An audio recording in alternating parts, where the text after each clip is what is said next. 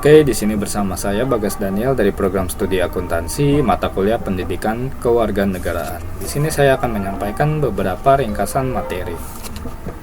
Yang pertama, konsepsi demokrasi Pancasila.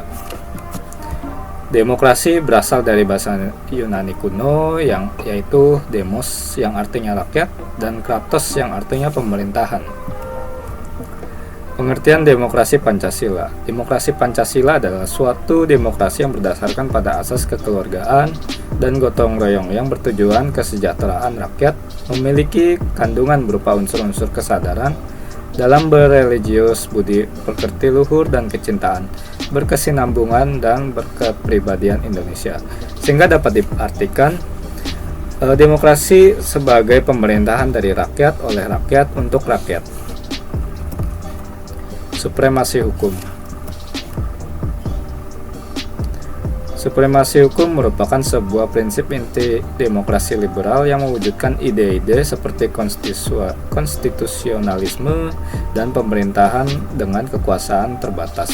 Supremasi hukum berupaya untuk menegakkan dan memosisikan hukum pada tingkatan tertinggi. Menurut KBBI, konstitusi adalah segala ketentuan dan aturan tentang ketatanegaraan seperti undang-undang dasar dan sebagainya.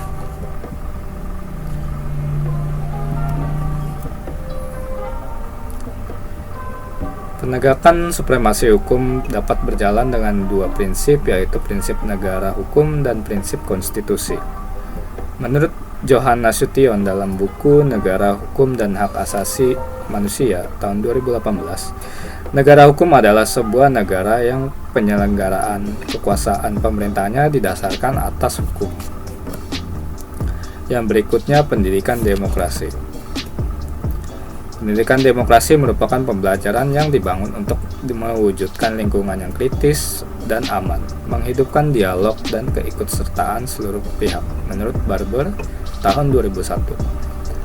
Demokrasi pendidikan diwujudkan dalam sekolah pembelajaran demokratis. Sekolah demokratis dicirikan dengan keterlibatan stakeholder, diantaranya guru, murid, pemimpin sekolah, staf, dan orang tua murid atau masyarakat, dalam hal-hal terkait dengan tata kelola sekolah dan pembuatan keputusan pendidikan yang seharusnya dipandu dengan nilai-nilai melalui proses demokratis. Menurut Apple dan BNI tahun 1995. Yang berikutnya, masyarakat madani. Masyarakat madani diartikan sebagai suatu masyarakat yang beradab dalam membangun, menjalani, dan memaknai kehidupannya.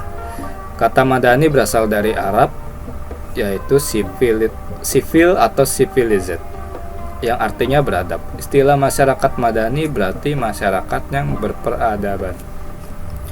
Unsur-unsur masyarakat madani diantaranya adanya wilayah publik yang luas, demokrasi, toleransi, pluralisme, keadilan sosial. Yang berikutnya, pengertian dan rasionalisasi geopolitik. Geopolitik berasal dari kata geo dan politik. Geo berarti bumi dan politik dari Yunani polit yang artinya poli, kesatuan masyarakat yang berdiri sendiri, teia yang artinya urusan.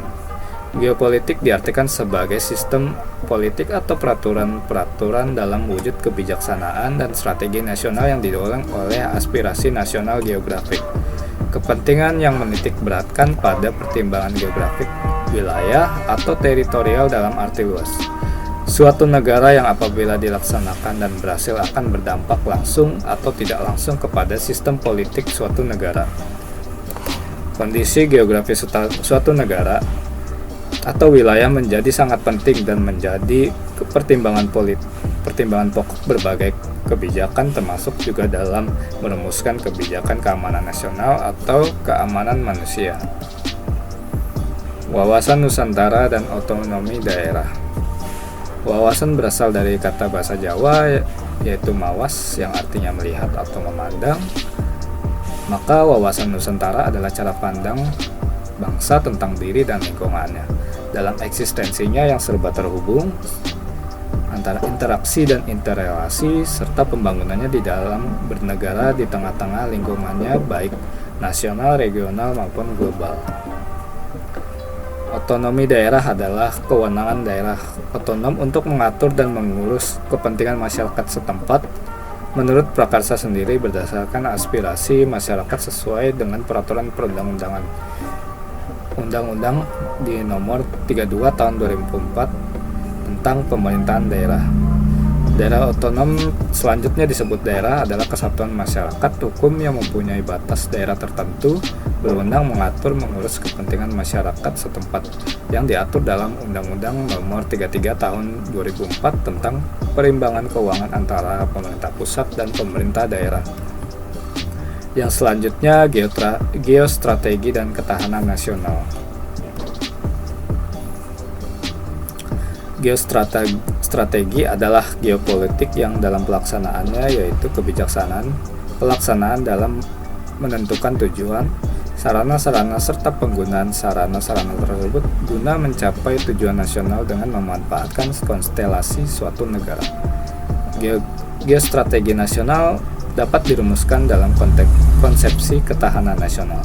Konsepsi ini merupakan pengejawantahan dari Pancasila dan Undang-Undang Dasar 1945 dalam segala aspek kehidupan secara terpadu, utuh menyeluruh, sarana mewujudkan ketahanan nasional.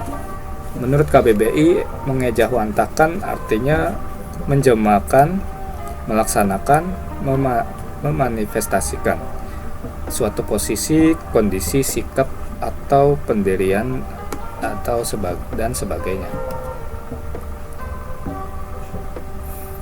Berikut adalah sumber yang dikutip. Atas perhatiannya saya ucapkan terima kasih.